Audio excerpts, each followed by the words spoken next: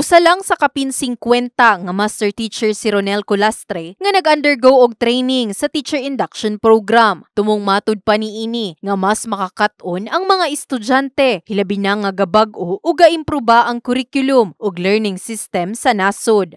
Behavior when it comes to paano i-handle sila sa loob ng klase, may mga pagbabago na din. So kailangan sila ma-update. Kailangan natin suluan sila at i-integrate natin yung technology inside the classroom para ma-develop natin yung 21st century skills na kailangan ng ating mga learners ngayon. Pinaagi matud pa sa gipahigayong training, mas husayon pa ang kapasidad niini sa technological skills ug uban pang responsibilidad.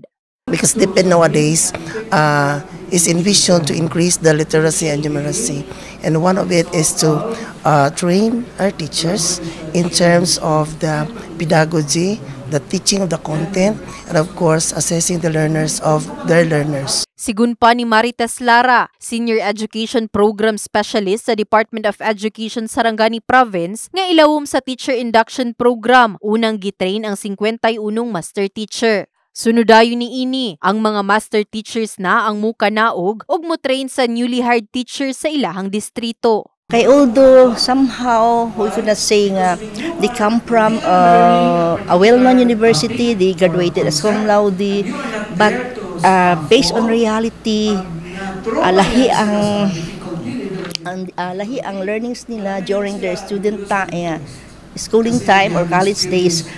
Pag-abot na gyud sa actual, kadidto gyud nato makita unsa ang competence ni teacher. Gani ang DepEd Order No. 43 Series of 2017 ang nagsilbing giya sa implementasyon sa Teacher Induction Program. Every training of our teachers, ang total end beneficiaries are our learners.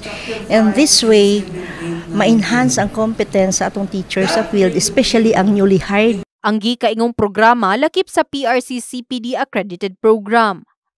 In the heart of changing lives. Kini si Brigada Liza Labajo sa Brigada News Jansan.